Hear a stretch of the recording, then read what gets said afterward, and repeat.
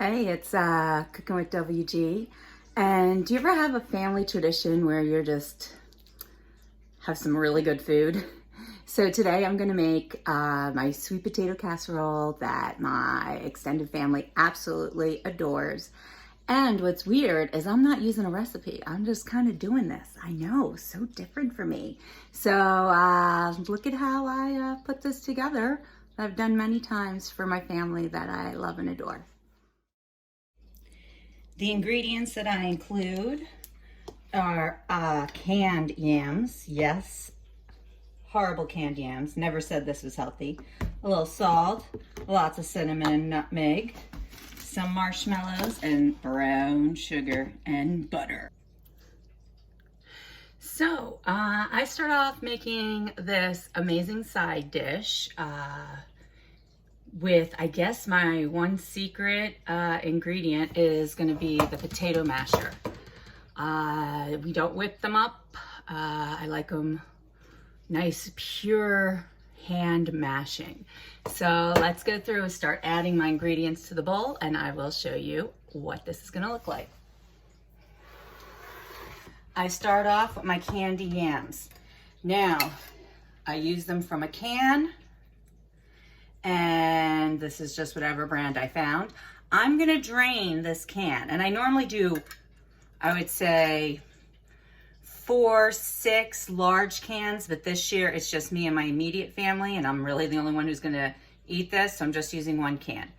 I'm gonna drain the can, but I'm gonna leave some of the juice in the can. So I'm gonna head over to my sink and drain it. Trying to make sure I don't get it all out. And then I'm gonna add the yams to my bowl. And this is one of the ones where I definitely eyeball it. I try to have a ratio of, for one can, you guys can see that, about that much liquid. It's a good amount of liquid. What I normally do is empty a series of cans, and then I leave the reserve of one can left over. Another ingredient I like to use is butter. Butter adds flavor and fat to this. Did I mention the absolute lack of health in this? Notice I am just putting some in there. I know, I didn't measure. What is the deal?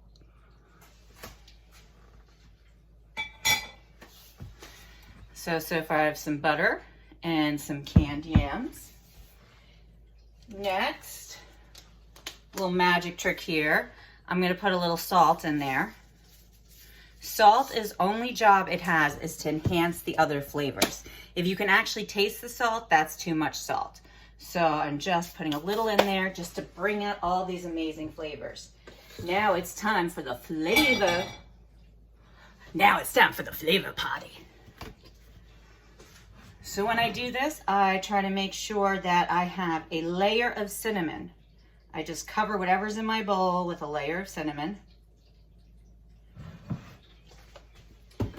And then nutmeg's very strong, so you don't want to use too much nutmeg. But this is a strong dish, so I definitely want to use some. So I used 2 dashes of nutmeg. And then adding to the flavor party, I'm going to use a chunk of brown sugar. And see, these colors of brown are all going to mix in with the yams. And really, not only does it add to the flavor, but it adds to the color. Oh my goodness, I totally forgot. I throw some vanilla in there. See, I just start putting it together. I look at it and I go, ooh, what is it missing? So watch this, watch this. I never do this except for this dish. I put a couple drops of vanilla in there. Where are my measuring spoons? Who knows?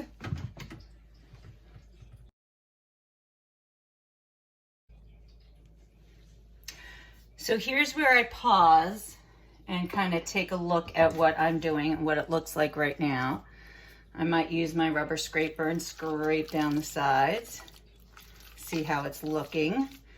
I check out the color. This is one of these things, when you've done this so many times, you can tell by looking at the color and the consistency how it is looking. I think for me and my little magic that I make in the holiday time, I'm gonna use my potato masher and mash it up a little more. Also notice, as I'm doing the potato mashing, I mash the butter in there, and the butter is keeping its shape, and it's turning into these little smaller globules. So those are, I call them little pockets of yumminess that are gonna melt when it starts cooking.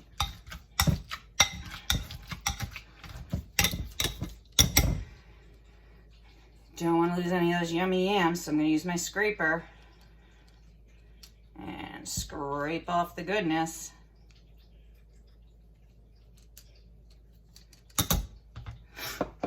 Now I am going to move it into my baking dish, which is normally like a million times larger, and I'm making 2 huge containers for the big extended family. And first thing I want to do to keep it from sticking is I'm going to use my cooking spray, and I'm going to spray, and you want to spray over someplace like your sink or your counter so you don't get any spray on the floor and make a sticky situation, a slippery situation. So I use my cooking spray, I line the inside.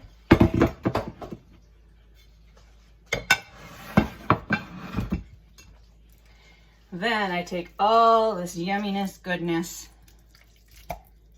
and I just go plop, plop, plop, plop. Plop it in there.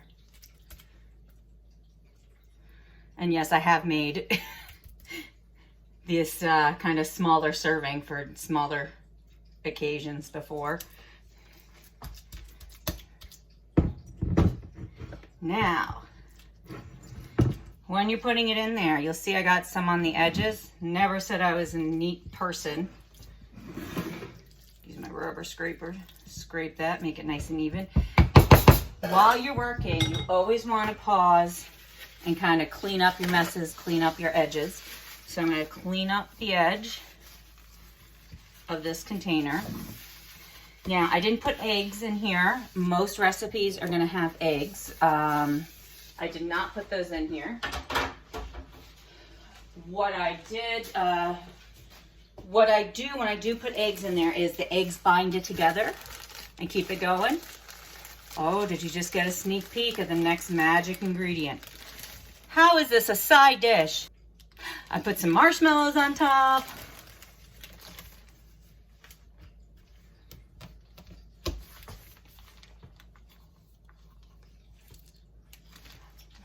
And then I bake it 350, 325, half an hour, 45 minutes until it's all the way warmed. You will never see me cook, except for this dish, without measuring. So this is my crazy without measuring dish. I go by color. And when you have been cooking a long time, and you've been practicing and you know what things are supposed to look like, you can measure less too. This is one of these few dishes I don't have to measure because I know what it's supposed to look like.